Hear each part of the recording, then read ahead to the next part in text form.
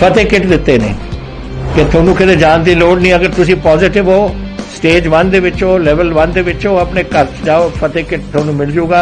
ਬਿਮਾਰੀ ਦਾ ਕੀ ਦਵਾਈ ਲੈਣੀ ਹੈ, कैसे ਲੈਣੀ ਹੈ, ਸਾਰਾ ਕਾਗਜ਼ ਵਿੱਚ ਹੈ। ਕੋਈ ਬੰਦਾ ਆਊਗਾ ਜਿਹੜਾ ਤੁਹਾਨੂੰ ਦੇਊਗਾ ਔਰ ਉਹ ਸਮਝਾਊਗਾ ਵੀ ਤੁਹਾਨੂੰ, ਉਹ ਤੁਸੀਂ ਲਓ।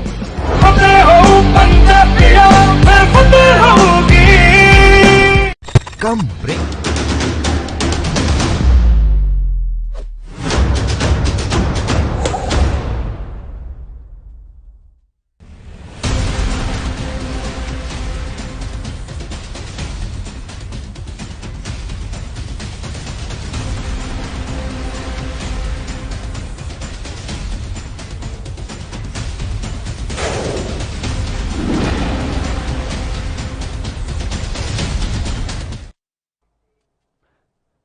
नमस्कार, ये एनबी न्यूज देख रहे हैं आप। मैं हूं मोहित चौधरी और आप सभी का स्वागत है इस बुलेटिन में। बिहार की राजनीति में कभी अहम भूमिका निभाने वाली लोक जनशक्ति पार्टी अब टूट चुकी है। दिवंगत नेता रामविलास पासवान, जिन्होंने लोक जनशक्ति पार्टी का गठन साल 2000 में किया था, उनके निधन के सिर्फ 8 महीने के बाद ही पार्टी टूट गई और इसकी वजह रामविलास पासवान के छोटे भाई और पार्टी के सांसद पशुपति पारस की बगावत की वजह से हुई है। लेकिन इसके पीछे बिहार में सियासी बदलापुर माना जा रहा है। क्या कुछ है, आइए देखते हैं एक खास रिपोर्ट। बिहार में अहम भूमिका निभाने वाली लोक जनशक्ति पार्टी टूट चुकी है और इसकी वजह क्या है, ये तो सियासी पंडित अलग अलग तरीके से बता रहे हैं। लेकिन बिहार की सियासत में आई इस आंधी की तैयारी कहीं न कहीं दिल्ली में तैयार की गई और यही वजह है कि पार्टी टूटने की खबर मिलते ही चिराग पासवान ने अपने चाचा एलजेपी के सांसद और पार्टी तोड़ने में अहम भूमिका अदा करने वाले पशुपति पारस से मुलाकात की कोशिश की। चिराग पासवान अपने चाचा के घर के बाहर 20 मिनट तक इंतजार करते रहे और फिर घर के अंदर घंटों इंतजार करने के बाद भी उनकी मुलाकात पशुपति पारस से नहीं हो पाई। अपने चाचा चिराग जी पूरे घटनाक्रम पर क्या कहना है आपका? चिराग जी कुछ तो बोलिए। ये शायद बहुत ही दुखद है। चिराग पासवान जी। पशुपति पारस के अलावा एलजेपी के 4 सांसद चंदन सिंह, वीणा देवी, महबूब अली कैसर और प्रिंस राज ने भी पाला बदल लिया। इतना ही नहीं, सांसदों ने पशुपति पारस को लोक जनशक्ति पार्टी का संसदीय दल का नेता भी चुन लिया। चिराग पासवान पार्टी में अलग थलग पड़ गए हैं। अब सारे लोग क्या सोचे होंगे, हम लोग एनडीए से चुनाव लड़े थे, एनडीए के पास थे, अभी बिहार में हम लोग अलग हुए हैं, यहाँ भी नहीं कुछ समझ में आ रहा था कि हम लोग किधर हैं, इसलिए हम लोग एनडीए के साथ अपना पार्ट थे ही या फिर उसमें फोन ही पर कम से कम 4-5 बार 1-1 घंटा बात हुई और हमने कहा कि ये गलत स्ट्रैटेजी है, ऐसा मत कीजिए। एनडीए में रहते हुए आप एक कंपोनेंट, मेन कंपोनेंट जो है बिहार में, उसके आप खिलाफ जाएंगे तो ये सही स्ट्रैटेजी नहीं है।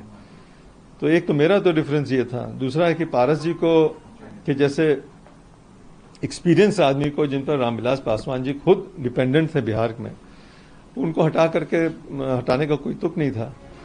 माना जा रहा है कि लोक जनशक्ति पार्टी में जो टूट हुई है उसकी पटकथा पिछले साल बिहार विधानसभा चुनाव के दौरान ही लिखी जानी शुरू हो गई थी, जब चिराग पासवान ने एनडीए से अलग होकर अकेले चुनाव लड़ने का फैसला कर दिया था और चिराग पासवान के इस फैसले से पार्टी के कई नेता नाराज थे। लेकिन पिता की मौत की वजह से सभी ने चुप्पी साधने का फैसला लिया।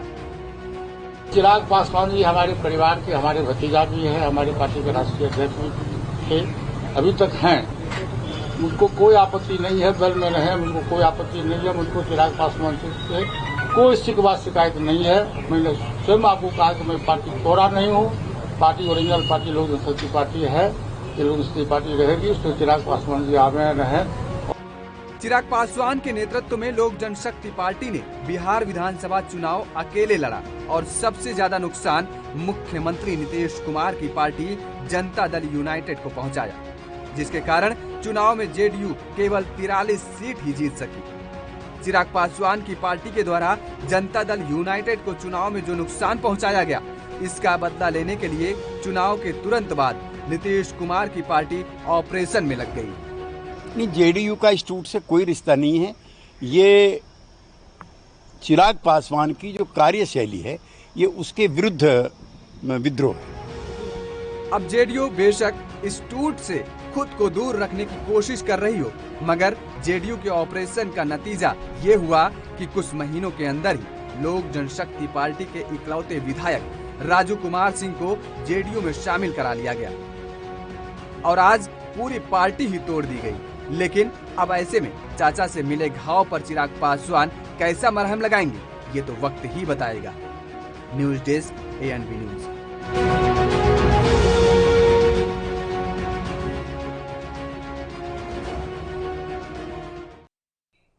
और बिहार के सियासी बदलापुर पर ही हम चर्चा करने की कोशिश करेंगे। हमारे साथ आज की चर्चा में हिस्सा लेने के लिए इंदुकांत दीक्षित हमारे साथ जुड़ चुके हैं, वरिष्ठ पत्रकार। आपका बहुत बहुत स्वागत है सर ANB न्यूज पर। विपिन शर्मा हमारे साथ जुड़ चुके हैं, राजनीतिक विश्लेषक हैं। आपका भी बहुत बहुत स्वागत है सर ANB न्यूज पर। सबसे पहले विपिन शर्मा जी, रुख में आपका करना चाहूंगा, समझने की कोशिश ये करूंगा कि बिहार में ये जो सियासी बदलापुर देखा गया आज, उस पर आप क्या कहेंगे? मोहित जी, देखिए ये बड़ा स्वाभाविक था यहाँ पर कि यही इसकी उम्मीद थी, क्योंकि जो आपने चुनाव में देखा कि विधानसभा के जब चुनाव हुए बिहार में, तो कैसे बार बार जो तीखे प्रहार चिराग पासवान की तरफ से हो रहे थे मुख्यमंत्री नीतीश कुमार की तरफ, तो वो स्वाभाविक है कि वहां पर जेडीयू भी पूरी तरह से नाराज थे उनके लोग, और वो भली भांति समझते हैं। जब आंकलन करा जाता है, चुनाव के परिणाम जब आ जाते हैं, तो वहां पर जब देखा कि पिछले चुनाव के मुकाबले इस बारी चुनावों में कितनी बड़ी कीमत चुकानी पड़ी, जो आप उनके जो आंकड़े नीचे आए, सीटें जो पहले विधानसभा में चुनाव में जीते थे जेडीयू और इस बारी, तो उसका वो सीधा ठीकरा उन्होंने उन्हीं के सिर फोड़ा। और वो बात भी सही है, क्योंकि यहाँ पर हर एक चुनावी रैली में चिराग पासवान कोई मौका नहीं छोड़ते थे कि कैसे घेरे नीतीश कुमार को, और यहां तक बोल दिया था कि अगर हम लोग सत्ता पे काबिज होंगे तो हम लोग जेल भेजेंगे नीतीश कुमार को। तो आप खुद समझ सकते हैं कि एक आम आदमी जो नीतीश कुमार को सुशासन बाबू की तरह जानता है, और एक जंगल राज खत्म हुआ, इतने सालों का राज जब था पहले 15 साल का, उसके बाद जब जेडीयू की सरकार आई, उसके बाद भी आपने देखा गठबंधन की जब सरकार इनकी बंदी, इन्होंने मिलकर मिलाई और कि ताकि भाजपा को दूर रख सके, और वहां पर उसके बाद देखा कि कैसे गठबंधन भी टूटा, जेडीयू कैसे अलग हुआ। उसके बाद जब चिराग पासवान बार बार एक तीर से दो निशाने कर रहे थे, एक तरफ बोल रहे थे कि हमारे को प्रधानमंत्री मोदी के नेतृत्व पर पूरा भरोसा है और हम उनके साथ हैं, उनको पूरा समर्थन देते हैं, और साथ साथ वो नीतीश कुमार पे कर रहे थे। तो यहां पर नीतीश कुमार की तरफ से भी बिल्कुल वो संकेत दिए जा रहे थे कि हम लोग इस बात से बिल्कुल नाखुश हैं कि आप चिराग पासवान के साथ बिल्कुल अपना आप मानते हैं कि ये बदले की भावना से हुआ है, जो हुआ है, ये पार्टी जो आज टूटी है वो बदले की भावना से तोड़ी गई है। देखिए औपचारिक तरीके से मोहित जी कोई नहीं बोलेगा, और समझने वाले सब समझ जाते हैं कि ये क्या कहानी रही होगी पीछे की। और जो अगर आज ये भी अटकलें लगाई जा रही है कि ये लोग अब आगे इनका अगला ये कहां आगे किस तरफ रुख करने जा रहे हैं, कि चिराग पासवान को क्या करना चाहिए, अब क्या स्थिति पार्टी में हो सकती है। लेकिन इंदुकांत दीक्षित जी, रुख में आपका करना चाहूंगा, बिहार की राजनीति को आप इतने क्लोजली देख रहे हैं, फॉलो कर रहे हैं, ये जो तमाम जो गतिविधि आज या कल रात में हुई, इसके पीछे आपको क्या बदला नजर आ रहा है? ये राजनीति का आप कहेंगे कि चाल है। आप जब 2020 के विधानसभा चुनाव में जी पूरी तरह से खुल करके चिराग पासवान ने एक स्टैंड लिया नीतीश कुमार और उनके सरकार और उनकी नीतियों के खिलाफ, और उन्होंने दो तरफा बात की। एक बात किया कि हम एनडीए के हिस्से हैं और मोदी जी का मैं हनुमान हूं जी, लेकिन दूसरी तरफ उसी एनडीए के पार्ट नीतीश कुमार पर जबरदस्त हमला किया उन्होंने, और चुनाव में उन्होंने कितना डैमेज किया अंदाजा लगाइए कि 135 सीटों पर उन्होंने उम्मीदवार खड़े किए थे, 135 सीटों पर, जबकि कभी भी ये नहीं माना जाता था, इवन जब उनके पिताजी थे रामविलास पासवान जी, तो वो उनकी पार्टी एलजेपी 135 सीटों पर लड़ सकती है गंभीरता के साथ, ऐसा कभी भी अंदाजा नहीं लगाया गया था राजनीतिक तौर पर। लेकिन 135 सीट लड़ करके उन्होंने जीत कितने पे दर्ज की? सिर्फ एक पे। लेकिन एक पे दर्ज किया, लेकिन उन्होंने नीतीश कुमार की पार्टी को, जेडीयू को, न जाने कितने दर्जनों सीटों पे भारी नुकसान पहुंचाया। तो अब जब आपने राजनीतिक तौर पे जब मोर्चा खुला था, वहां पे इज्जत का नुकसान किया, तो पॉलिटिकली अगर अपने को अपनी रक्षा करनी है, अपने को बचाना है, तो नीतीश कुमार की पार्टी ने राइट टाइम पे इनको चुन करके इन पे हमला किया। और आप देखें कि इनके ही सांसदों बिल्कुल सर, मैं आपको बीच में रोक रहा हूं, मैं आगे भी इसको लेकर और चर्चा भी करूंगा, लेकिन उससे पहले एक बहुत छोटे से ब्रेक के लिए हम रोक रहे हैं, जल्द हाजिर होते हैं।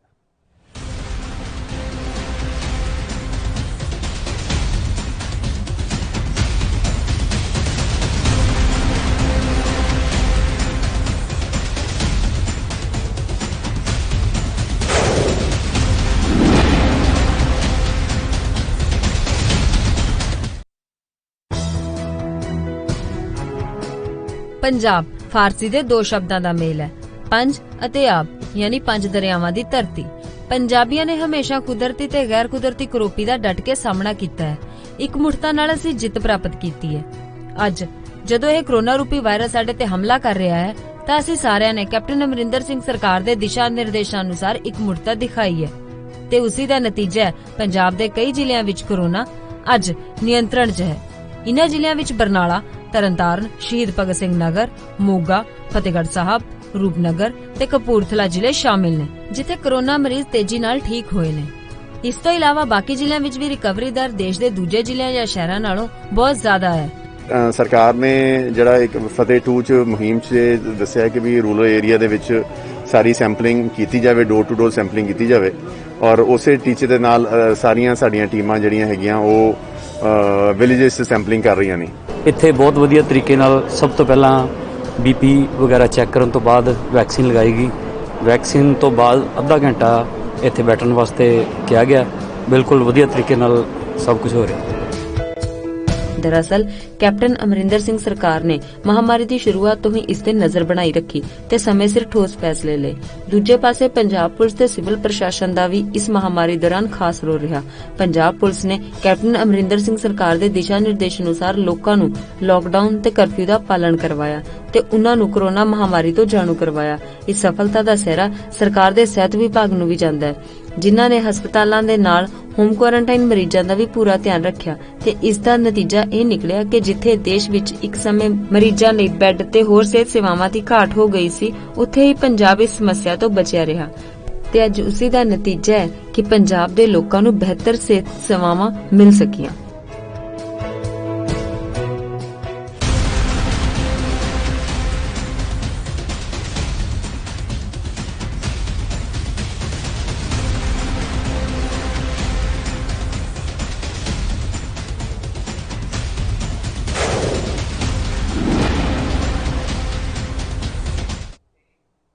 ब्रेक के बाद एक बार फिर से आपका स्वागत है। लगातार दोनों मेहमान हमारे साथ बने हुए हैं।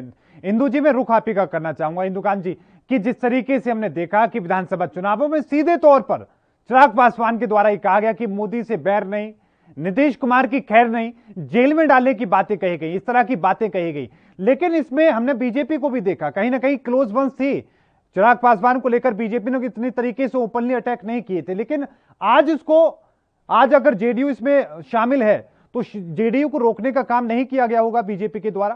ये बात थोड़ा समझने की कोशिश करें।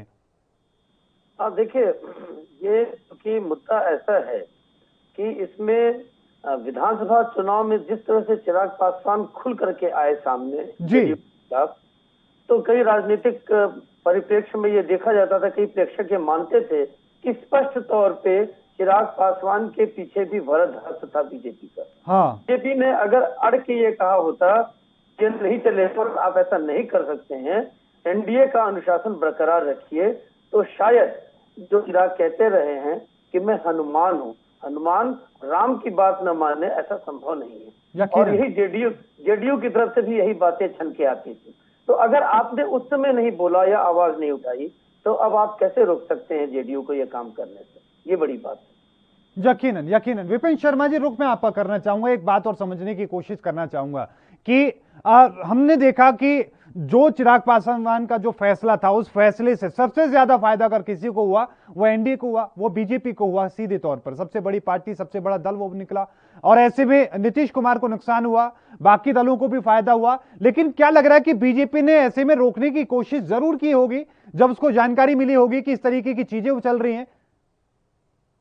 मोहित जी, मैं इसकी तुलना करना चाहूंगा पश्चिम बंगाल के चुनाव से जी, कि हम जो वोट कटवा शब्द इस्तेमाल करते हैं, हाँ, कि बोलते हैं कि एक तो साइलेंट वोटर होता है, एक जो सिर्फ महज कुछ राजनीतिक दल चुनावी मैदान में उतरते हैं वोट काटने के लिए। तो यहाँ पर पश्चिम बंगाल में आपने देखा कि अगर सही मामले में कोई आमने सामने था तो और टक्कर किसी की थी तो वो टीएमसी और भाजपा की थी जी। तो वो कहने के लिए वो जरूर है कि वाम दल भी थे और वहां पर कांग्रेस भी थी। लेकिन सही मामले में वहां पर वोट कटे नहीं और जिसका फायदा सीधा टीएमसी को मिला। लेकिन अगर आप बिहार के चुनावों से इसकी तुलना करेंगे तो वहां पर इस बारी जो है जिस तरह से वोट काटने का काम करा चिराग पासवान ने और उनकी पार्टी ने, तो वो उसकी भारी कीमत चुकानी पड़ी नीतीश कुमार के राजनीतिक दल को, और ये वो भी, और रही बात आपने क्योंकि सवाल पूछा कि भाजपा ने क्या कोशिश नहीं करी, देखिए वो कोशिश जरूर करी अपने तरीके से। जब बार बार नीतीश कुमार भी अपनी नाराजगी जताते थे चुनावी रैलियों में, और उसके बाद उनके पार्टी के बाकी नेता भी नाराजगी दिखाते थे कि ये क्या किस तरह से तीखे प्रहार हो रहे हैं। और लेकिन यहां पर यह भी बात समझनी पड़ेगी कि इस वक्त सूरत हाल ये है कि प्रधानमंत्री मोदी की अगर बात करें और भाजपा की बात करें, वो किसी भी हालत में नीतीश कुमार को नाराज नहीं कर सकते, क्योंकि वो समझ सकते, क्योंकि और अभी जो अटकलें लगाई जा रही है कि केंद्र का मंत्रिमंडल का विस्तार होने जा रहा है, उसमें बहुत प्रबल संभावना है कि यहां पर जो ये 5 सांसद नाराज होकर अपने अलग गुट की बात कर रहे हैं और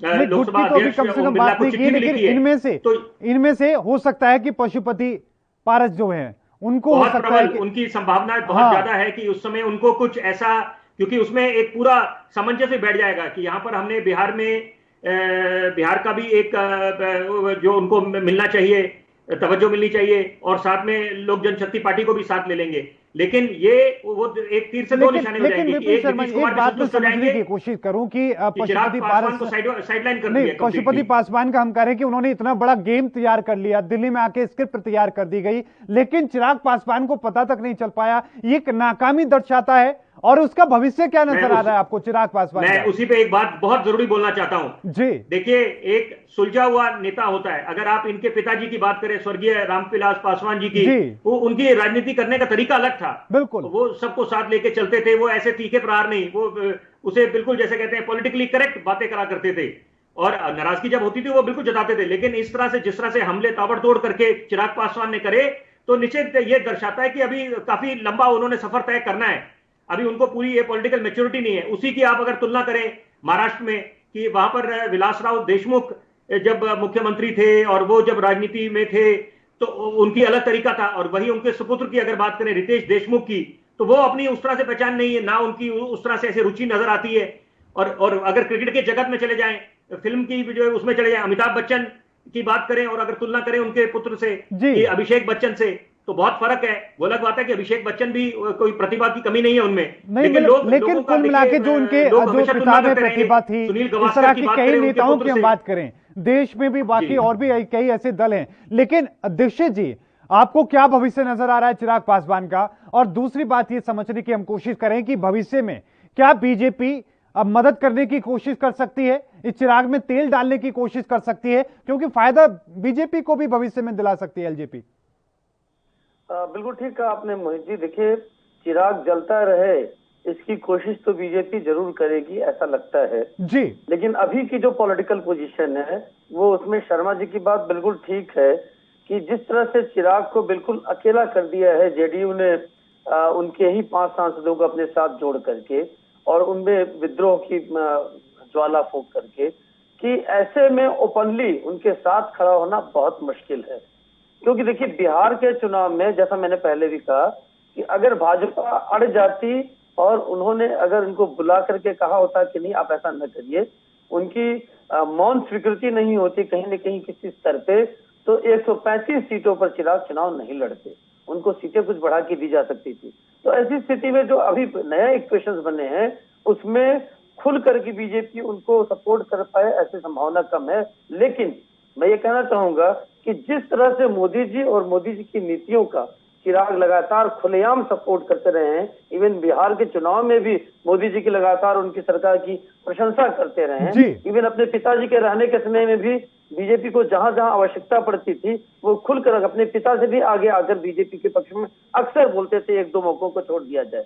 और ऐसे में वो पूरी तरह से पॉलिटिकली डेड हो जाए या खत्म हो जाए, ऐसी स्थितियां न बनने देने की कोशिश बीजेपी अवश्य करेगी। बिल्कुल सर, बिल्कुल। एक छोटे से ब्रेक पर हम जा रहे हैं और ब्रेक के उस पार भी चर्चा का सिलसिला लगातार जारी है।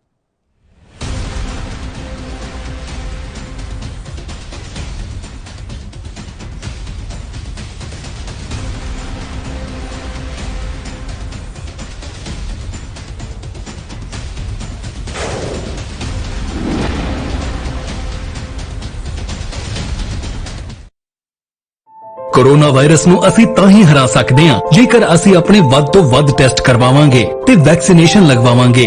जैसे ही थोनू कोई थोड़ी बीमारी भी लगे, थोनू लगे कि मैनू मेरी छाती च दर्द है या मैनू खांसी हो गई या मैनू जुकाम हो गया या मेरा बदन च दर्द है, तुसी वेट ना करो, टेस्ट कराओ। ਪੰਜਾਬ ਸਰਕਾਰ ਵੱਲੋਂ ਕੋਰੋਨਾ ਵਾਇਰਸ ਨਾਲ ਨਜਿੱਠਣ ਲਈ ਪੰਜਾਬ ਦੇ ਪਿੰਡਾਂ ਵਿੱਚ ਵੈਕਸੀਨੇਸ਼ਨ ਡਰਾਈਵ ਚਲਾਈ ਗਈ ਹੈ ਤਾਂ ਜੋ 18 ਸਾਲ ਤੋਂ ਉੱਪਰ ਦੇ ਸਾਰੇ ਲੋਕ ਜਲਦ ਤੋਂ ਜਲਦ ਆਪਣੀ ਵੈਕਸੀਨੇਸ਼ਨ ਕਰਵਾ ਸਕਣ।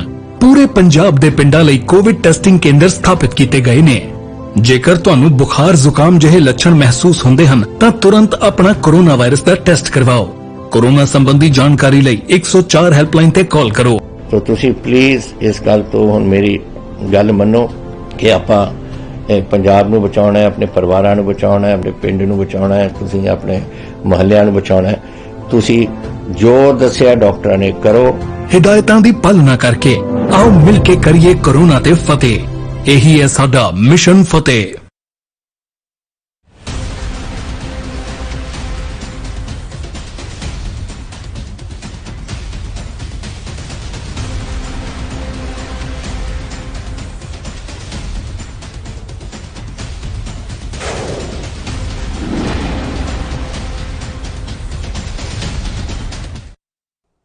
ब्रेक के बाद एक बार फिर से आपका स्वागत है। दोनों मेहमान हमारे साथ बने हुए हैं। दीक्षित जी, रुख में आपका करना चाहूंगा और एक बात थोड़ी समझने की कोशिश करूंगा कि उस टाइम पे चिराग पासवान ने जो रिस्क लिया था वो बनता भी था, क्योंकि उनके पिता का निधन हुआ था, लोगों के बीच में चर्चा थी, लोगों के मन में उनको लेकर एक अलग तरह की भावनाएं देखने को मिल रही थी, तो रिस्क एक वैलिड भी वहां पर बनता था। और एक बात और समझने की कोशिश करूंगा कि ओवरऑल चिराग पासवान है तो रामविलास पासवान के बेटे ही, तो इसमें लोगों का जो समर्थन है वो तो कम से कम मिलेगा उनको। तो में राजनीति में भी कहते हैं कि जैसा फिल्म का एक नाम है, फिल्म में भी डायलॉग है, हार के जीतने वाले को ही बाजीगर कहते हैं जी। तो ये राजनीति में बिल्कुल सूट करता है।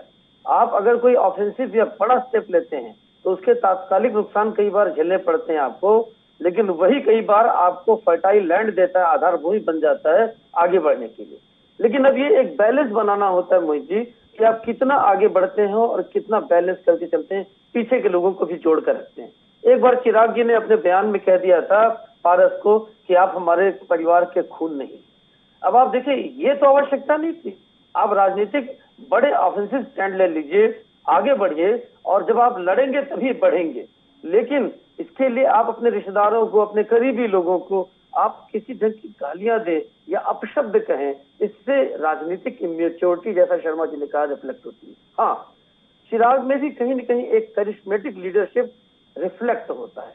अगर उनमें मैच्योरिटी आ जाए और जिस तरह से वो मीडिया से डील करते हैं, जिस तरह से उनके स्टेटमेंट्स कितने पहले आते हैं, तो अगर चीजों को संभाल के लेके चले तो वो अपने को फिर से रिवाइव भी कर सकते हैं। नहीं, इस पे मैं विपिन जी आपका भी कमेंट लेना चाहूंगा और एक बात समझने की कोशिश करूंगा कि अभी क्या कोई विकल्प नजर आता है आपको चिराग पासवान के पास में अपनी पार्टी को वापस पाने का? इस पे मैं कमेंट लूंगा, लेकिन उससे पहले एक छोटा सा ब्रेक, जल्द हाजिर होते हैं।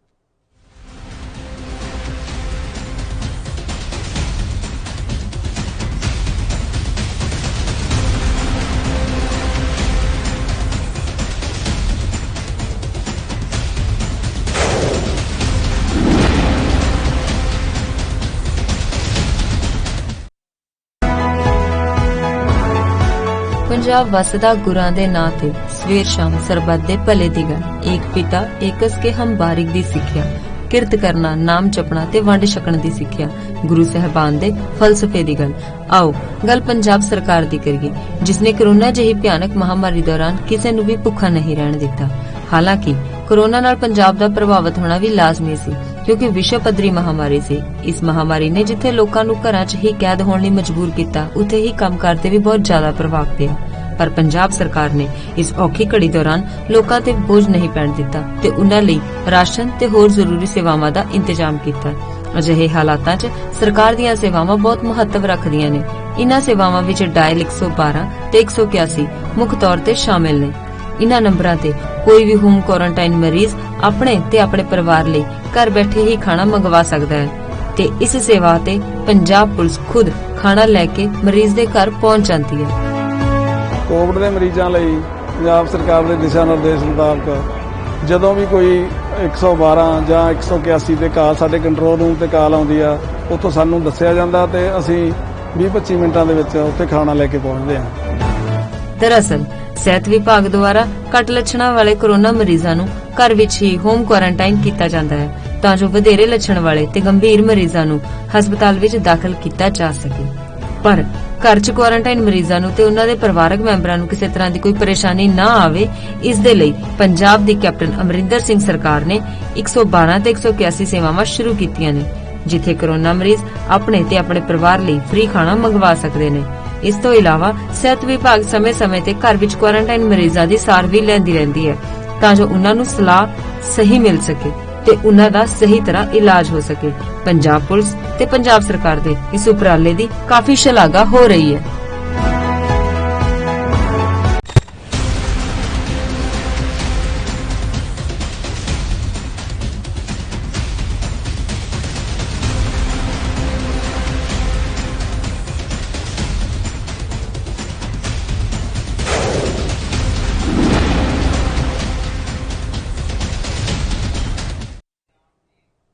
ब्रेक के बाद एक बार फिर से आपका स्वागत है। लगातार चर्चा जारी है, दोनों मेहमान हमारे साथ बने हुए हैं। विपिन शर्मा जी, रुख में आपका करना चाहूंगा, कोई विकल्प नजर आ रहा है, कोई विकल्प दिखता है कि चिराग पासवान अभी भी अपनी पार्टी को बचा सकते हैं? राजनीति में कभी भी आप किसी को, जिसे अंग्रेजी में कहते हैं कि आप कभी भी राइट ऑफ नहीं कर सकते, और पॉलिटिकल ऑब्चुनिटीज कभी नहीं लिखी जाती जी, कि आप किसी को बोले कि अब ये इनका राजनीतिक जीवन बिल्कुल संन्यास ले लिया है, खत्म हो गया, ऐसा नहीं। आप इसका सबसे बढ़िया उदाहरण है, आप अमेरिका के राष्ट्रपति ले लीजिए, सबसे पुरानी लोकतंत्र है कि 78 वर्षीय हैं और अब जाके राष्ट्रपति बने हैं अमेरिका के, तो सबसे बड़ा सुपर पावर है पूरे विश्व में। तो यहाँ पर इसलिए आप कभी भी किसी को हल्के में ले नहीं सकते, और ये कहना कि अभी बस वो आगे उभर के नहीं आएंगे, वो निश्चित बात है, सफर लंबा है। मैं अपनी बात पे बिल्कुल कायम रहूंगा कि अभी सफर काफी लंबा है, पॉलिटिकल मैच्योरिटी अभी आनी बाकी है। और क्योंकि जिस तरीके से उन्होंने विधानसभा में प्रहार करे और कटाक्ष करते रहे, नीतीश कुमार पे रुकने का नाम नहीं लिया, और भाजपा का भी उधर से आपने जो पॉलिटिकल स्टैंड था वो भी उसने भी काफी लोगों को अचंभे में कर दिया कि कैसे भाजपा ने भी, अगर आप इसका आंकलन करें तो एक तीर से दो निशाने करे। बिल्कुल सर, मैं आपको एक बार और बीच में रोक रहा हूं सर, एक और छोटे से ब्रेक पर हम जा रहे हैं, जल्द हाजिर होते हैं।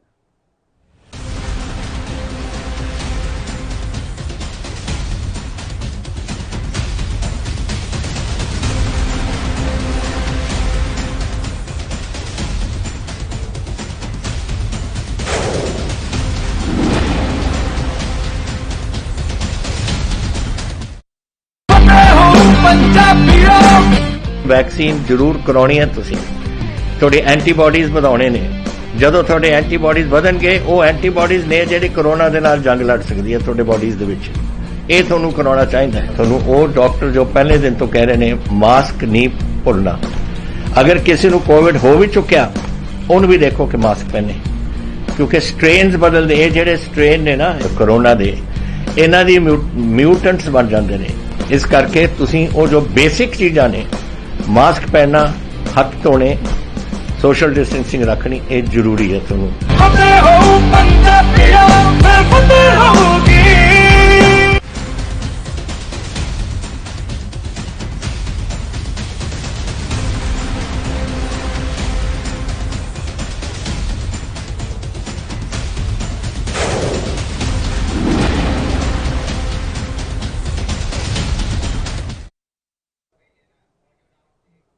ब्रेक के बाद एक बार फिर से आपका स्वागत है। लगातार चर्चा जारी है, दोनों मेहमान हमारे साथ बने हुए हैं। दीक्षित जी, मैं रुख आपका करना चाहूंगा और फाइनल कमेंट के रूप में मैं आपके पास आना चाहूंगा। समझने की कोशिश ये करूंगा कि अभी भी क्या चिराग पासवान के पास कोई रास्ता नजर आ रहा है? वो अगर खुद प्रधानमंत्री मोदी से कोशिश करें मिलने की, या बीजेपी के नेताओं से कोशिश करें, तो क्या अभी भी संभव नजर आती है, कोई संभावना है?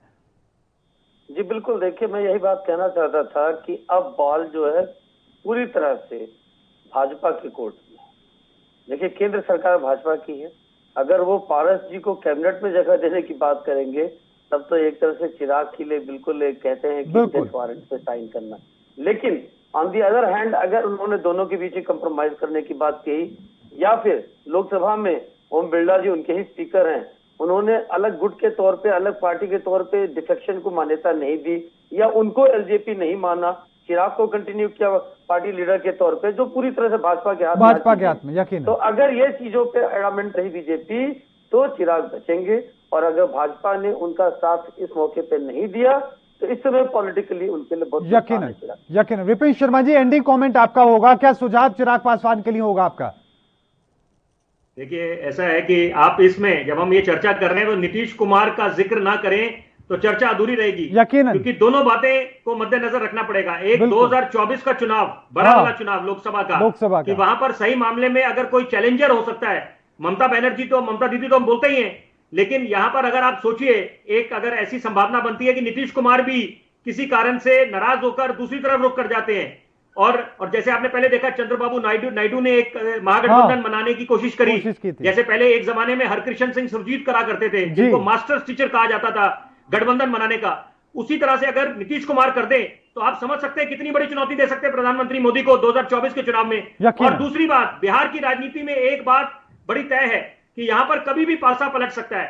आप ये बोले, जैसे गठबंधन से बाहर निकल के जेडीयू आरजेडी के साथ जब गठबंधन था, और पहले 2015 के चुनाव में जब सारे सत्ता पे काबिज हुए, उसके बाद अभी भी ये संभावना को आप नकार नहीं सकते। अगर किसी कारण नीतीश कुमार नाराज हो जाए तो वो दिन भी दूर नहीं कि जब वो आरजेडी के साथ भी हाथ मिला सकते हैं, क्योंकि जिस तरह से क्रिकेट में कहा जाता है कि cricket is a game of glorious uncertainties, बिल्कुल उसी तरह से राजनीति में भी हर चीज को जायज करार दे दिया जाता है। जैसे कहते हैं मोहब्बत और जंग में हर कुछ जायज है, और राजनीति में उसको जायज करार दे दिया जाता है।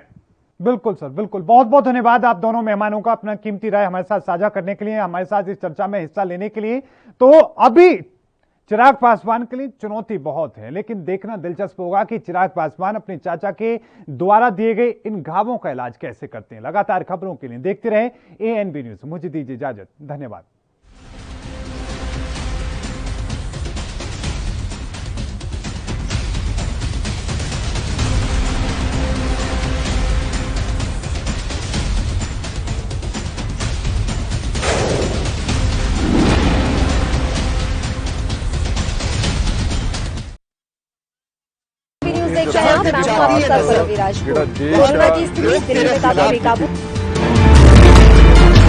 खबरनामा, खबर से असर तक, शाम 5 बजे सिर्फ ANB न्यूज पर। रूरल कोरोना वॉलंटियर्स कह के एक 7 ਬੰਦਿਆਂ ਦਾ ਗਰੁੱਪ ਹਰ ਪਿੰਡ ਦੇ ਵਿੱਚ ਬਣਾਇਆ ਜਾਏ, ਉਹ 7 ਮੈਂਬਰ ਦਾ ਗਰੁੱਪ ਆਪਣੇ ਪਿੰਡਾਂ ਦੇ ਵਿੱਚ ਘੁੰਮੇ, ਔਰ ਇਹਦੇ ਵਿੱਚ ਉਹਨਾਂ ਨੂੰ ਐਮਫਸਾਈਜ਼ ਕਰਨਾ ਚਾਹੀਦਾ ਹੈ, ਟੈਸਟ ਕਰੋ जैसे मैं ਤੁਹਾਨੂੰ ਦੱਸਿਆ, ਜਿੱਥੇ ਫਿਰ ਅਗਰ ਕੋਈ ਪੋਜ਼ਿਟਿਵ ਨਿਕਲਿਆ ਉਹ ਕਿਹਨੂੰ ਮਿਲਿਆ ਉਹਨੂੰ ਟ੍ਰੇਸ ਕਰੋ, ਕਿ ਜਾ ਕੇ ਦੇਖੋ ਕਿ ਕਿਹਨੂੰ ਮਿਲਿਆ ਉਹਨੂੰ ਵੀ ਟੈਸਟ ਕਰੋ, ਔਰ ਫਿਰ ਜਿਹੜੇ ਕੋਵਿਡ ਪੋਜ਼ਿਟਿਵ ਨੇ ट्रीट करो। 3 T's, 3 T's, test trace and treat. ये चीज़ां अगर आप कर सकिए तो तुसी देखो ये अपने पिंड और मोहल्ले कंट्रोल आ सकती है।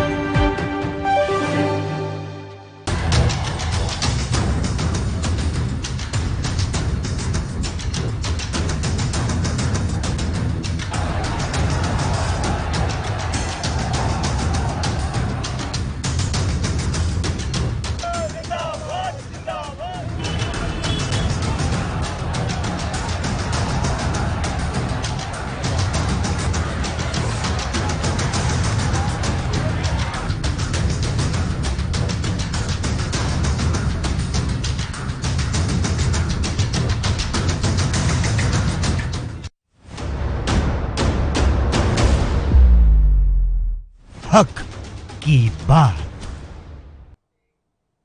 नमस्कार, ANB न्यूज देख रहे हैं आप। मैं हूं मोहित चौधरी और वक्त हो चुका है हक की बात का। हक की बात में हर रोज हम आपसे जुड़ा एक मुद्दा उठाते हैं जिस पर हम आप तमाम लोगों की राय को साझा करते हैं।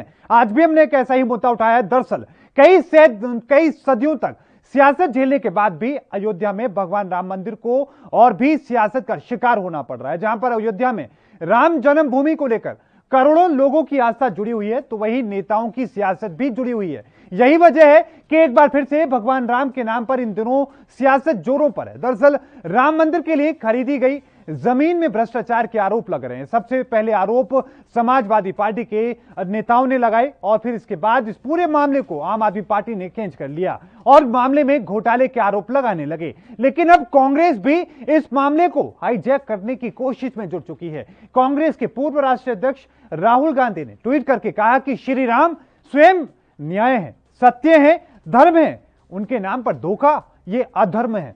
इसे राहुल गांधी ने राम मंदिर घोटाले का नाम दे दिया। आपको बता दें कि राजनीतिक दलों का दावा है कि जो जमीन मंदिर के लिए खरीदी गई वो पहले कम कीमत पर खरीदी गई और उसके बाद उसी कीमत में कुछ ही मिनटों के बाद उसी जमीन को 18 करोड़ में बेच दिया गया, जिसकी जांच सीबीआई ईडी से कराने की मांग की जा रही है।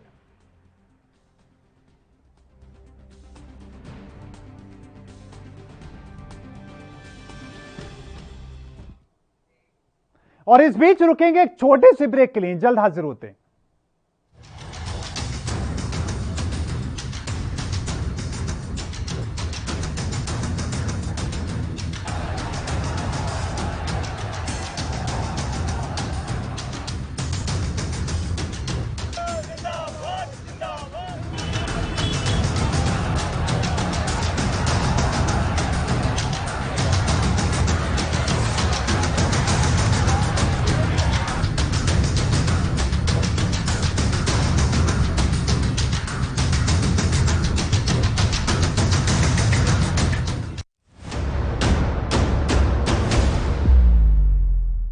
हक की बात। ਫਤਿਹ ਕਿਟ ਦਿੱਤੇ ਨੇ ਕਿ ਤੁਹਾਨੂੰ ਕਿਤੇ ਜਾਣ ਦੀ ਲੋੜ ਨਹੀਂ। ਅਗਰ ਤੁਸੀਂ ਪੋਜ਼ਿਟਿਵ ਹੋ, ਸਟੇਜ 1 ਦੇ ਵਿੱਚ ਹੋ, ਲੈਵਲ 1 ਦੇ ਵਿੱਚ ਹੋ, ਆਪਣੇ ਘਰ 'ਚ ਜਾਓ, ਫਤਿਹ ਕਿਟ ਤੁਹਾਨੂੰ ਮਿਲ ਜੂਗਾ। ਬਿਮਾਰੀ ਦਾ ਕੀ ਦਵਾਈ ਲੈਣੀ ਹੈ, कैसे ਲੈਣੀ ਹੈ, ਸਾਰਾ ਕਾਗਜ਼ ਵਿੱਚ ਹੈ। ਕੋਈ ਬੰਦਾ ਆਊਗਾ ਜਿਹੜਾ ਤੁਹਾਨੂੰ ਦੇਊਗਾ ਔਰ ਉਹ ਸਮਝਾਊਗਾ ਵੀ ਤੁਹਾਨੂੰ, ਉਹ ਤੁਸੀਂ ਲਓ।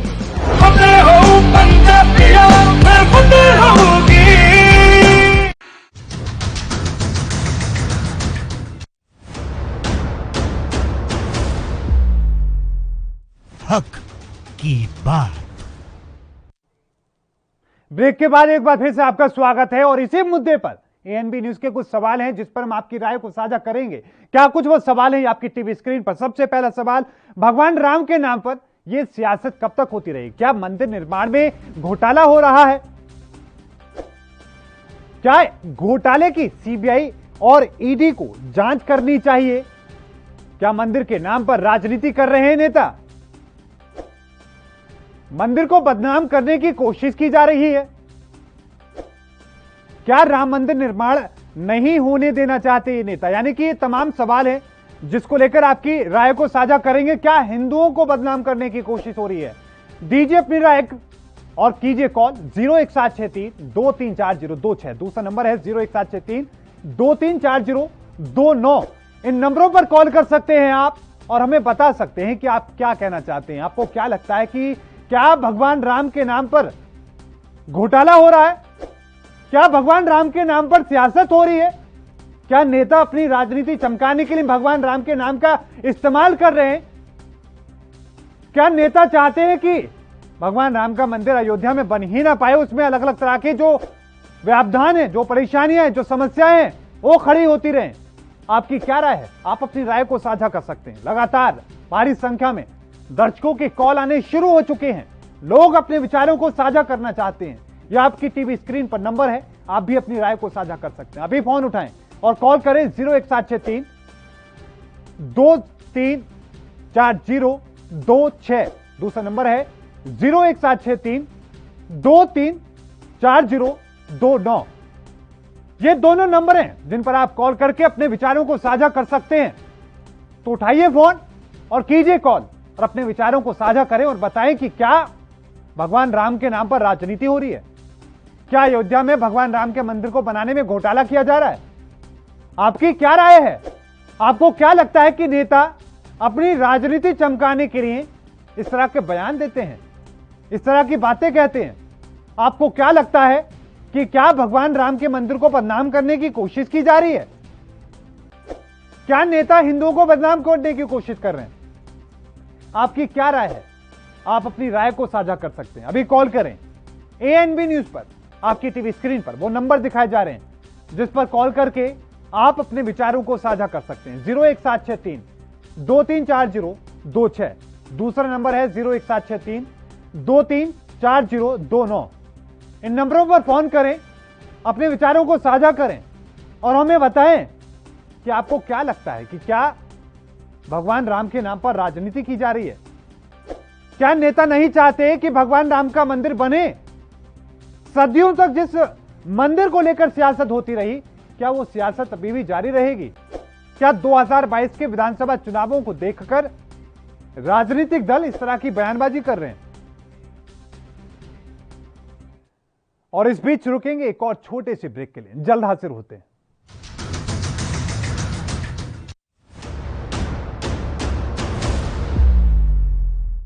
हक की बात। कोरोना वायरस ਨੂੰ ਅਸੀਂ ਤਾਂ ਹੀ ਹਰਾ ਸਕਦੇ ਹਾਂ ਜੇਕਰ ਅਸੀਂ ਆਪਣੇ ਵੱਧ ਤੋਂ ਵੱਧ ਟੈਸਟ ਕਰਵਾਵਾਂਗੇ ਤੇ ਵੈਕਸੀਨੇਸ਼ਨ ਲਗਵਾਵਾਂਗੇ।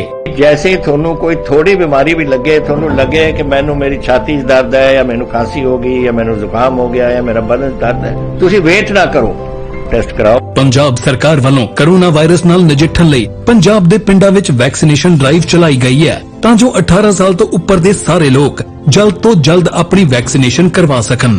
ਪੂਰੇ ਪੰਜਾਬ ਦੇ ਪਿੰਡਾਂ ਲਈ ਕੋਵਿਡ ਟੈਸਟਿੰਗ ਕੇਂਦਰ ਸਥਾਪਿਤ ਕੀਤੇ ਗਏ ਨੇ।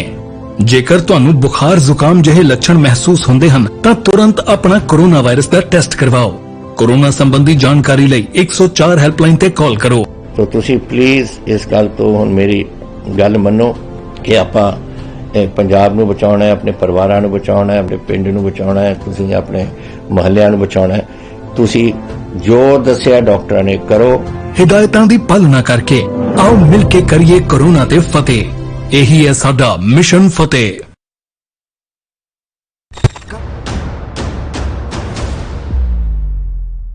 हक की बात। ब्रेक के बाद एक बार फिर से आपका स्वागत है। भारी संख्या में दर्शकों की कॉल आ रहे हैं, लेकिन उससे पहले एक बार फिर से आपको वो सवाल दिखा देते हैं। क्या राम मंदिर निर्माण में घोटाला हो रहा है?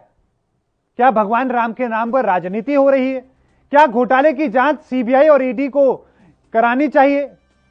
क्या मंदिर के नाम पर राजनीति कर रहे नेता?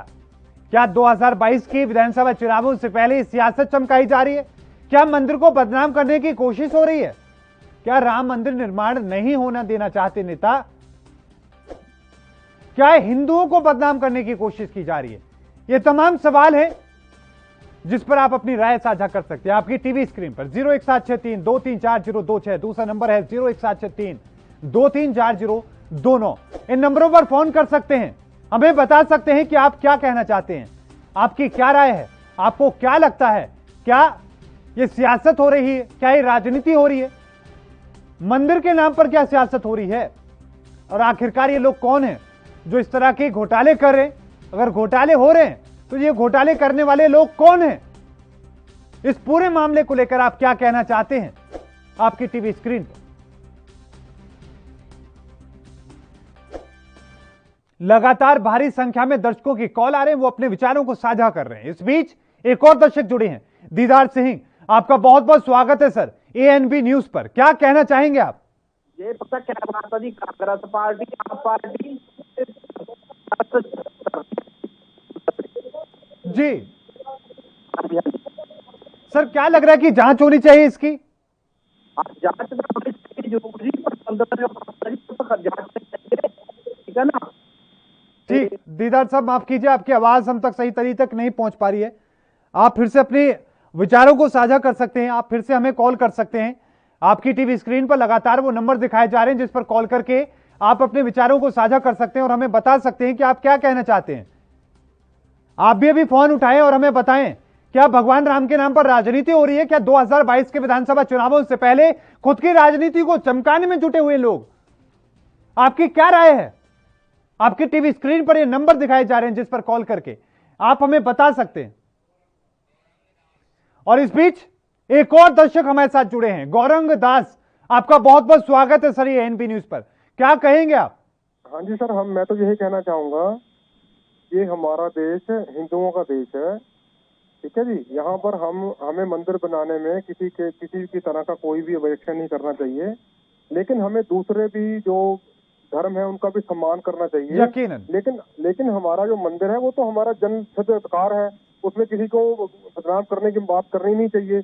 लेकिन साथ में जो हमारा मेन हम हिंदुओं का जो धर्म है कि हम किसी भी धर्म को बदनाम नहीं करते, किसी को नजायज तंग नहीं करते, क्योंकि हमारे जो पूर्वजों ने हमें जो शिक्षा दी हुई है, तो इसलिए मंदिर ने।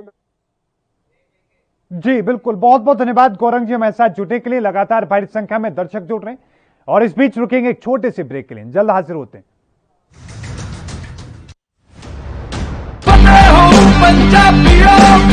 वैक्सीन जरूर करानी है, तुसी थोड़ी एंटीबॉडीज ਵਧਾਉਣੇ ਨੇ। ਜਦੋਂ ਤੁਹਾਡੇ ਐਂਟੀਬਾਡੀਜ਼ ਵਧਣਗੇ, ਉਹ ਐਂਟੀਬਾਡੀਜ਼ ਨੇ ਜਿਹੜੀ ਕੋਰੋਨਾ ਦੇ ਨਾਲ ਜੰਗ ਲੜ ਸਕਦੀ ਹੈ ਤੁਹਾਡੇ ਬਾਡੀਜ਼ ਦੇ ਵਿੱਚ। ਇਹ ਤੁਹਾਨੂੰ ਕਰਾਉਣਾ ਚਾਹੀਦਾ ਹੈ। ਤੁਹਾਨੂੰ ਉਹ ਡਾਕਟਰ ਜੋ ਪਹਿਲੇ ਦਿਨ ਤੋਂ ਕਹਿ ਰਹੇ ਨੇ ਮਾਸਕ ਨਹੀਂ ਭੁੱਲਣਾ। ਅਗਰ ਕਿਸੇ ਨੂੰ ਕੋਵਿਡ ਹੋ ਵੀ ਚੁੱਕਿਆ, ਉਹਨੂੰ ਵੀ ਦੇਖੋ ਕਿ ਮਾਸਕ ਪਹਿਨੇ, ਕਿਉਂਕਿ ਸਟ੍ਰੇਨਸ ਬਦਲਦੇ। ਇਹ ਜਿਹੜੇ ਸਟ੍ਰੇਨ ਨੇ ਨਾ ਕੋਰੋਨਾ ਦੇ, ਇਹਨਾਂ ਦੀ ਮਿਊਟੈਂਟਸ ਬਣ ਜਾਂਦੇ ਨੇ। ਇਸ ਕਰਕੇ ਤੁਸੀਂ ਉਹ ਜੋ ਬੇਸਿਕ ਚੀਜ਼ਾਂ ਨੇ, ਮਾਸਕ ਪਹਿਨਣਾ, ਹੱਥ ਧੋਣੇ, सोशल डिस्टेंसिंग रखनी, ये जरूरी है। ਤੁਹਾਨੂੰ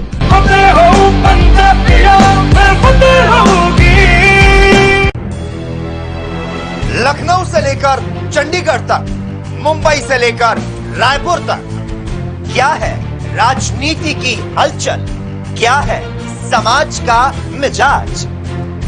राजधानी लाइव, हमारी नजर, आपका फैसला, हर रोज सुबह 8 बजे सिर्फ ANB न्यूज पर।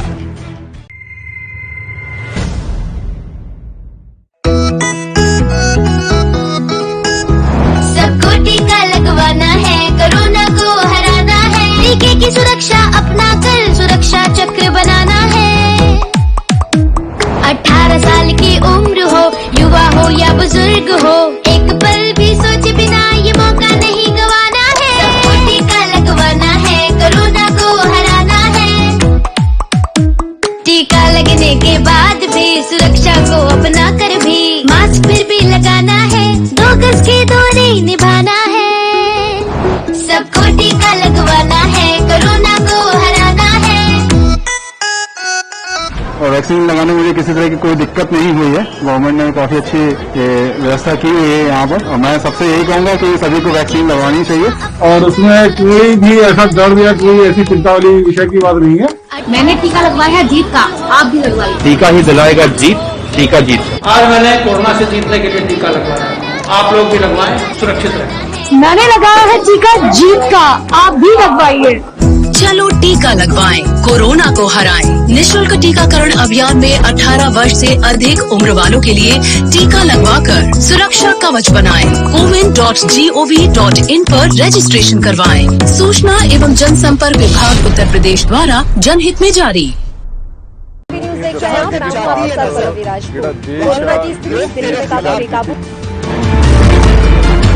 खबरनामा, खबर से असर तक, शाम 5 बजे सिर्फ ANB न्यूज पर। हक की बात। ब्रेक के बाद एक बार फिर से आपका स्वागत है। लगातार भारी संख्या में दर्शकों के कॉल आ रहे हैं, वो अपने विचारों को साझा कर रहे हैं। आप भी अपने विचारों को साझा कर सकते हैं, लेकिन उससे पहले ये आपको सवाल हम आपको दिखा रहे हैं। क्या मंदिर निर्माण में घोटाला हो रहा है? क्या घोटाले की CBI ED को करनी चाहिए जांच? क्या मंदिर के नाम पर राजनीति कर रहे नेता? क्या मंदिर को बदनाम करने की कोशिश की जा रही है? क्या राम मंदिर निर्माण नहीं होने देना चाहते नेता? क्या हिंदुओं को बदनाम करने की कोशिश की जा रही है? ये तमाम सवाल हैं, ये तमाम सवाल हैं, और ये साथ में नंबर है जिस पर कॉल करके आप अपने विचारों को रख सकते हैं। 01763-234026, 01763-234029। इन नंबरों पर फोन करें और अपने विचारों को साझा करें और हमें बताएं कि आप क्या कहना चाहते हैं। आपको क्या लगता है, क्या इस पूरे मामले को लेकर राजनीति हो रही है? क्या राम मंदिर के नाम पर सियासत की जा रही है? क्या लोगों को गुमराह करने की कोशिश की जा रही है? क्या भगवान राम मंदिर को बदनाम करने की कोशिश की जा रही है? ये तमाम सवाल हैं जिस पर आप अपने विचारों को साझा कर सकते हैं। लगातार भारी संख्या में दर्शक कॉल कर रहे हैं, वो अपने विचारों को रख रहे हैं। और इस बीच एक और दर्शक हमारे साथ जुड़ी हैं, पूर्णिमा। आपका बहुत बहुत स्वागत है एएनबी न्यूज पर। क्या कहेंगी आप? उसको मैं क्या है ना भैया जी, बहुत दिक्कत में है ना, क्या है ना, मैं लॉकडाउन में काम नहीं मिल रहा, ऊपर से ऐसी आदमी बैठा हुआ है, घर में राशन पानी नहीं, बहुत दिक्कत हो रही है, तो कोई कुछ नहीं दे रहा ममता लोग। कहाँ से बात कर रही है पूर्णिमा जी, ताकि जो प्रशासन के लोग हैं वो आपको सुने, आप तक मदद पहुंचाएं? हम वो मतलब मैं कोलकाता से बात कर रही हूँ, मैं मोटर में रहती हूँ जी। तो वहाँ पे मैं रहता हूँ। हम यहाँ तो देखिए मेरे पास राशन कार्ड भी नहीं है, कुछ भी नहीं है, खाने का दिक्कत भी है, पति का काम छूटा हुआ, मेरा भी काम नहीं है, हम कहाँ ढूंढता है, कहीं काम नहीं मिल रहा है, इस कारण से क्या करेंगे? बहुत यहाँ तो भाड़ा बाड़ी में देना पड़ता है, कहाँ से क्या करेंगे बताइए भैया। यकीनन पूर्णिमा जी आपकी बात को, इस प्रेरणा को हम सोच सकते हैं, समझ सकते हैं, और हमें उम्मीद है कि जो लोग, जो जिम्मेदार लोग हैं वो भी आपकी इस बात को सुन रहे होंगे, वो कोशिश करेंगे आप तक पहुंचने की, मदद करने की। लाखों करोड़ों ऐसे लोग हैं जो लगातार परेशान हैं, वो कोई कोशिश करेंगे ताकि वो आप तक पहुंच करके आपकी मदद कर सकें। बहुत बहुत धन्यवाद पूर्णिमा जी हमें फोन करने के लिए, अपने विचारों को साझा करने के लिए। तो कोलकाता से हमारे साथ पूर्णिमा जी जुड़ी, उन्होंने कहा कि इस कोरोना की वजह से उनकी नौकरी जा चुकी है, उनके पति की नौकरी जा चुकी है, उनको किराया भरना है घर का, और इसके साथ ही उन्होंने कहा कि उनके पास राशन कार्ड भी नहीं है, तो तमाम तकलीफों का सामना उन्हें करना पड़ रहा है। लगातार दर्शकों के कॉल आ रहे हैं, आप भी हमें फोन करके अपने विचारों को साझा कर सकते हैं। आपकी टीवी स्क्रीन पर वो नंबर दिखाए जा रहे हैं, जिसे देखकर आप हमें बताएं कि आपको क्या लगता है कि अयोध्या में बनने वाले भगवान राम मंदिर को लेकर क्या सियासत की जा रही है, राजनीति की जा रही है, क्या ये झूठे आरोप लगाए जा रहे हैं, लोगों को गुमराह करने की कोशिश की जा रही है, तमाम तरह की जो बातें कही जा रही है कि जमीन खरीदने में घोटाला हुआ है, क्या वो घोटाला सच है? क्या उस घोटाले को लेकर आप क्या कहना चाहते हैं? क्या घोटाले की जांच होनी चाहिए? क्या जो नेता इस तरह के बयान दे रहे हैं क्या उनकी जांच होनी चाहिए? क्या नेता सिर्फ राजनीति के लिए इस तरह के बयान दे रहे हैं? आपको क्या लगता है, आपकी क्या राय है? आप भी अपने फोन कर सकते हैं, हमें बता सकते हैं। आपकी टीवी स्क्रीन पर वो नंबर है 017632340262, दूसरा नंबर है 017632340229। इन नंबरों पर फोन करें और हमें बताएं कि आप क्या कहना चाहते हैं। आपकी टीवी स्क्रीन पर ये नंबर लगातार दिखाए जा रहे हैं, जिस पर कॉल करके आप हमें बता सकते हैं, अपनी राय को साझा कर सकते हैं। आपको क्या लगता है कि क्या भगवान राम मंदिर के लेकर जो इस तरह के हालात बने हुए हैं, क्या उसको लेकर जांच होनी चाहिए? क्या सीबीआई को इस मामले की जांच होनी चाहिए? और इस बीच एक और दर्शक हमारे साथ जुड़े हैं, जगतार सिंह। आपका बहुत बहुत स्वागत है जगतार जी एएनबी न्यूज पर। क्या कहेंगे आप?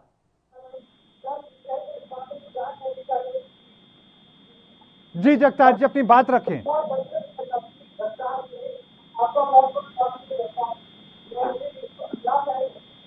सर नमस्कार। जी नमस्कार, अपनी बात रखें सर। हेलो जगतार जी अपनी बात पूरी करें। जगतार जी अपने टीवी की आवाज कम कर दें और अपनी बात पूरी रखें। आपकी आवाज चल रही है, आप अपनी बात बताएं, क्या कहेंगे आप? जगतार जी की आवाज हम तक नहीं पहुंच पा रही। बहुत बहुत धन्यवाद जगतार जी हमें फोन करने के लिए। आप फिर से हमें कॉल कर सकते हैं। आपकी आवाज हम तक नहीं पहुंच पाई, लेकिन भारी संख्या में दर्शकों की कॉल आ रहे हैं, वो अपने विचारों को साझा कर रहे हैं, वो हमें बता रहे हैं कि किस तरीके से उनको लगता है कि क्या राम मंदिर को लेकर घोटाला हो रहा है या फिर सियासतों का ये दौर चल रहा है, उसको लेकर आपकी क्या राय है? और इस बीच एक और दर्शक हमारे साथ जुड़े हैं, बलवीर सिंह। आपका बहुत बहुत स्वागत है सर एएनबी न्यूज पर। क्या कहेंगे आप?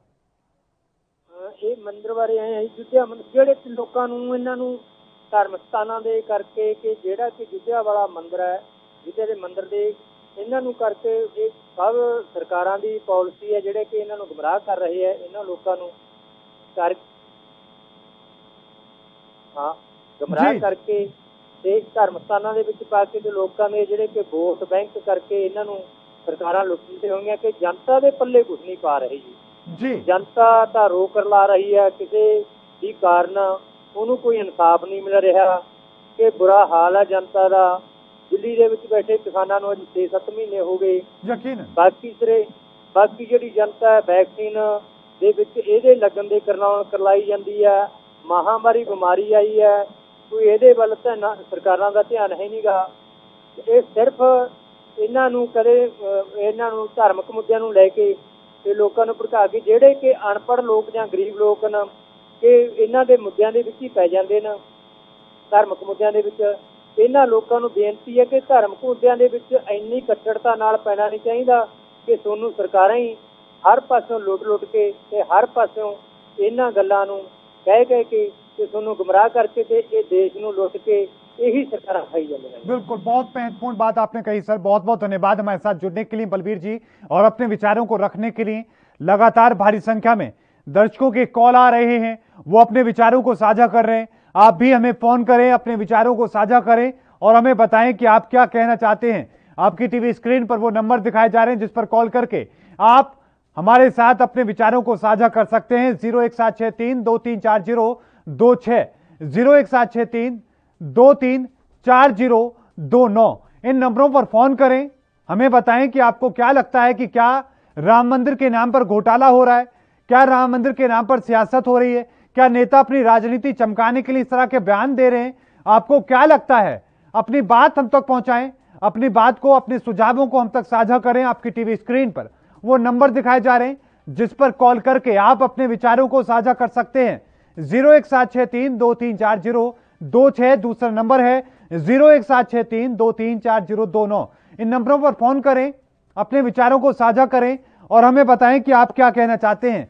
आपकी टीवी स्क्रीन पर लगातार वो सवाल भी चल रहे हैं और वो साथ में नंबर भी दिखाए जा रहे हैं जिस पर फोन करके आप अपने विचारों को साझा कर सकते हैं और हमें बता सकते हैं कि भगवान राम के मंदिर के साथ इस तरह की क्या ये सियासत हो रही है, क्या ये राजनीति हो रही है, क्या नेता अपनी राजनीति को चमकाने के लिए लोगों को गुमराह कर रहे हैं, क्या लोगों के बीच में इस तरह का भ्रम पैदा करने की कोशिश की जा रही है।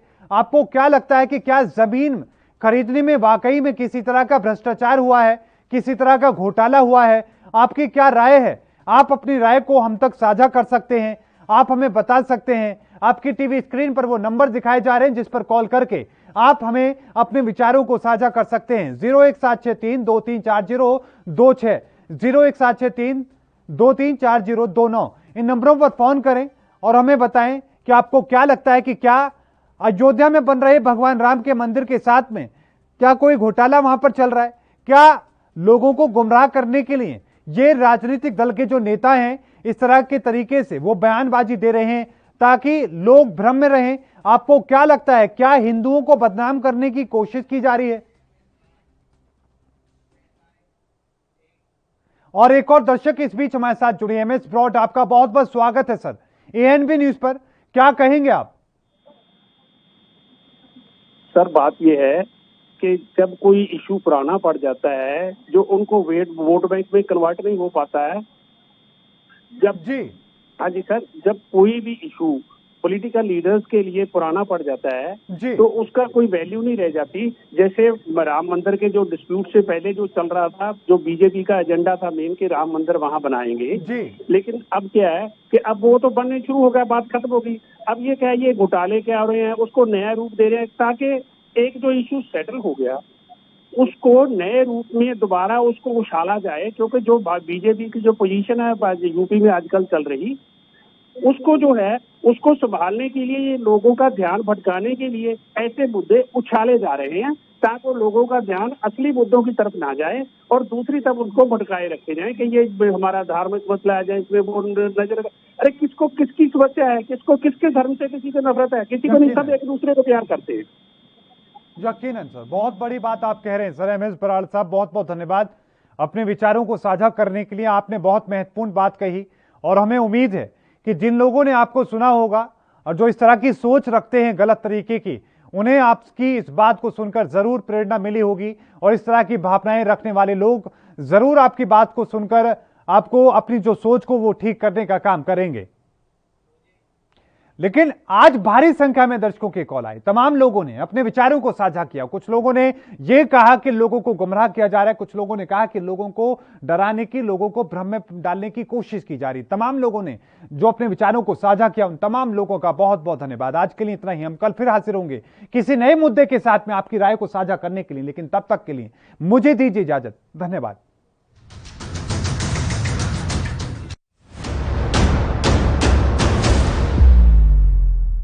हक की बात। रूरल कोरोना वॉलंटियर्स कह के एक 7 ਬੰਦਿਆਂ ਦਾ ਗਰੁੱਪ ਹਰ ਪਿੰਡ ਦੇ ਵਿੱਚ ਬਣਾਇਆ ਜਾਏ। ਉਹ 7 ਮੈਂਬਰ ਦਾ ਗਰੁੱਪ ਆਪਣੇ ਪਿੰਡਾਂ ਦੇ ਵਿੱਚ ਘੁੰਮੇ ਔਰ ਇਹਦੇ ਵਿੱਚ ਉਹਨਾਂ ਨੂੰ ਐਮਫਸਾਈਜ਼ ਕਰਨਾ ਚਾਹੀਦਾ ਹੈ ਟੈਸਟ ਕਰੋ, ਜੈਸੇ ਮੈਂ ਤੁਹਾਨੂੰ ਦੱਸਿਆ। ਜਿੱਥੇ ਫਿਰ ਅਗਰ ਕੋਈ ਪੋਜ਼ਿਟਿਵ ਨਿਕਲਿਆ ਉਹ ਕਿਹਨੂੰ ਮਿਲਿਆ ਉਹਨੂੰ ਟ੍ਰੇਸ ਕਰੋ ਕਿ ਜਾ ਕੇ ਦੇਖੋ ਕਿ ਕਿਹਨੂੰ ਮਿਲਿਆ, ਉਹਨੂੰ ਵੀ ਟੈਸਟ ਕਰੋ ਔਰ ਫਿਰ ਜਿਹੜੇ ਕੋਵਿਡ ਪੋਜ਼ਿਟਿਵ ਨੇ ਟ੍ਰੀਟ ਕਰੋ। 3 T's, 3 T's, test, trace and treat. ਇਹ ਚੀਜ਼ਾਂ ਅਗਰ ਆਪਾਂ ਕਰ ਸਕੀਏ ਤਾਂ ਤੁਸੀਂ ਦੇਖੋ ਇਹਦੇ 'ਚ ਆਪਣੇ ਪਿੰਡ 'ਚ ਔਰ ਮੁਹੱਲਿਆਂ 'ਚ ਕੰਟਰੋਲ ਆ ਸਕਦੀ ਹੈ।